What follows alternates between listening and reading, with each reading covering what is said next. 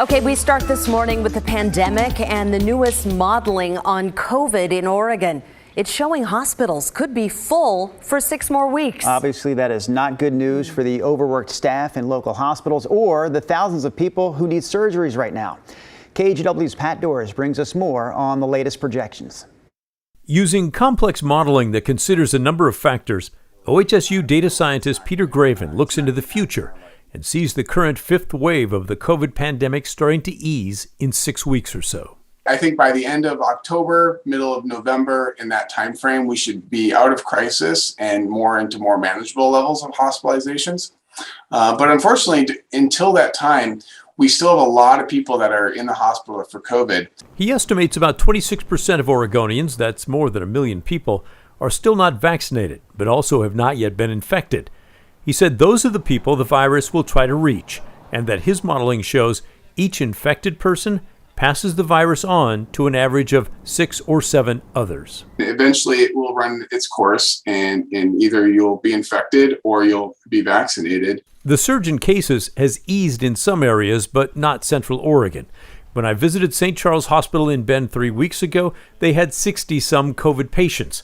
Now the number is roughly 100, according to Dr. Doug Merrill. He's the chief medical officer for the St. Charles healthcare system. We're pretty full in the ICU.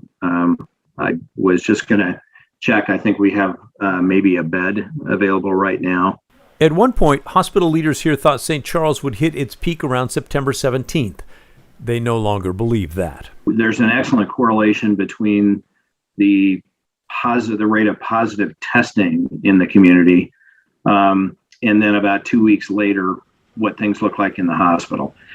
If we see the positive testing drop into the 5 to 8% range, then we anticipate that we're going to start to see a drop in the hospital population. The most recent numbers available last Friday are not encouraging. In the 3 counties surrounding Bend, Deschutes had a test positivity rate of 17.5%. Crook County was at 14.7%, and Jefferson County 11.9%. The 5th wave of the COVID pandemic is not over yet. Pat Doris, KGW News. Well, we know the Delta variant is already forcing some Oregon school districts to stop in-person classes at this point. We know of 8 rural districts that have either paused start dates or have gone virtual. The districts stretch from Douglas to Columbia counties. Some superintendents in those counties say the latest COVID surge in their communities have led a number of staff and students to either get sick or be exposed.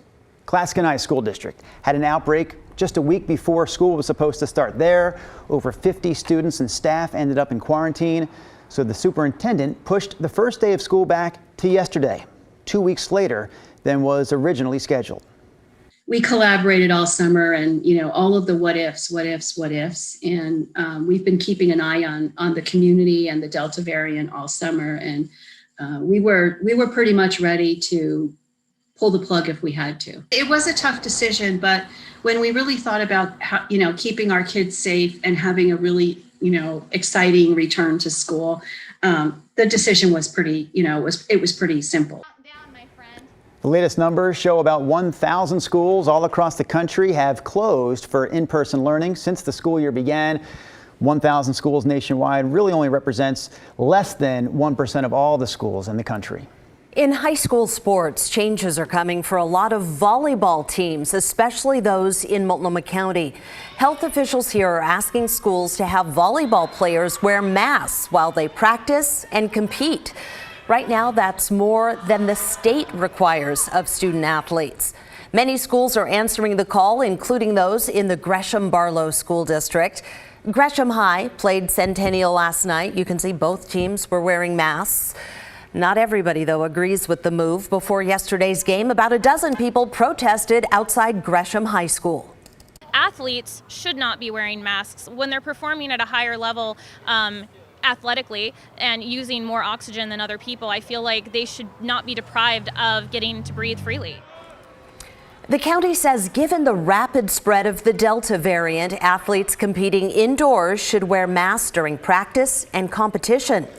Other schools on board include Park Rose, Jesuit, and all of Portland Public. Reynolds High School does not require vaccinated players to mask up when they're competing, but their athletic director says that could change. And we want to know what you think about this. Should high school athletes be required to wear masks when playing indoors? So far, most of you, more than 60%, say no, they shouldn't. You can weigh in by searching KGW Sunrise on Twitter. The poll is right there pinned to the top of our page. You can also text your comments if you prefer. The number is on your screen, 503-226-5088. And just a heads up, we're going to be talking about this on our live streaming after show, Sunrise Extra. It starts right about 7 o'clock. You can join the conversation right after sunrise on Facebook and on YouTube. Yeah, we hope a lot of people join us for that. But right now we want to talk about this, a new bridge and a key piece to Portland's Green Loop. It's running into delays right now. So this bridge would go over I-84. And the story here is that it was supposed to be installed already this summer. But as KGW's Matt Park shows us, the project is still months away from finishing up. To create a link between Lloyd and Greater Northeast and the Central East Side. Right now, there's a huge disconnect between the two. A large steel structure sitting along I-84 has become a common sight for those moving along the highway through the Lloyd district. For the moment, it's an unfinished bridge. This is something that's been, long talked about, and will go a long way to helping a lot of people getting across. Cyclist Keith Jones with Friends of the Green Loop is anxious for what's called the Earl Blumenauer Bridge to be finished. The car-free pedestrian bike bridge would connect the Lloyd district and Central East Side over I-84. Original plans are for the bridge to be installed this summer, but there have been delays.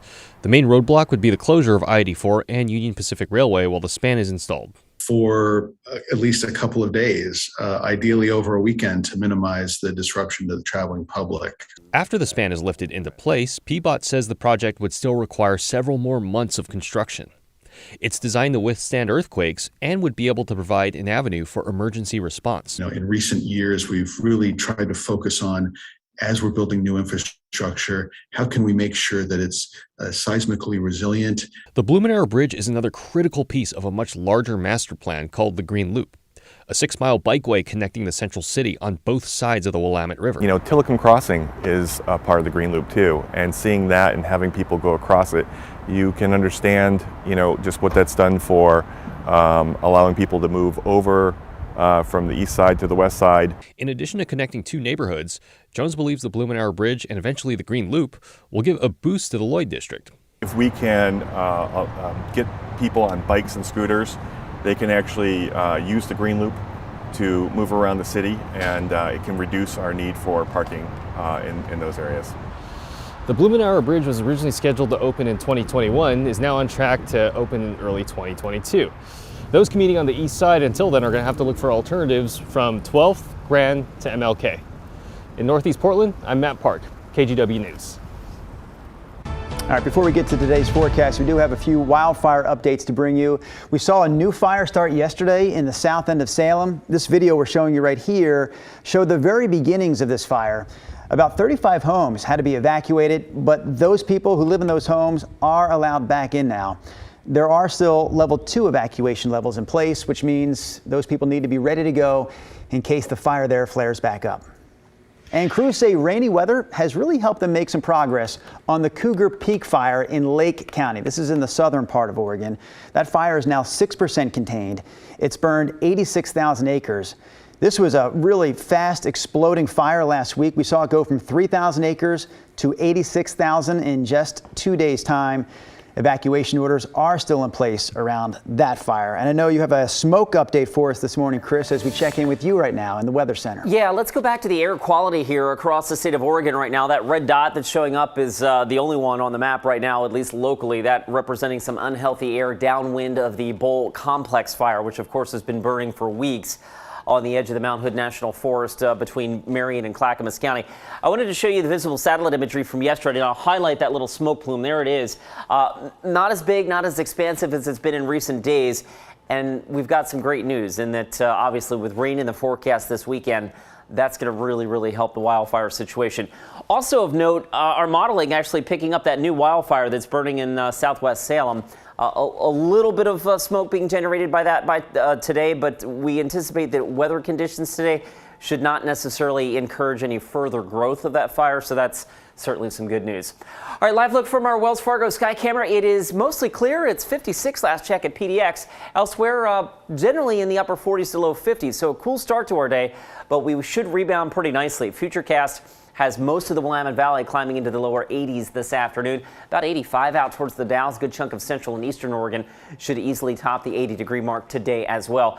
This will be the warmest day of the week and maybe the warmest day in quite a while as we transition to some cooler weather and then some wetter weather. So let me go ahead and show you the main deal here. Thursday night and Friday, there's our storm system that promises to bring us some meaningful rain here across the Pacific Northwest. This is Friday afternoon. It begins pressing south and eastward, and the lion's share of that probably comes through Friday night. But of course, we will have showers and maybe even some rumbles of thunder on the backside of that system on Saturday. So with that in mind, the weekend forecast at this point is looking wet. Rainy and breezy on Friday, showers on Saturday, and then we start to come out of it on Sunday and Monday.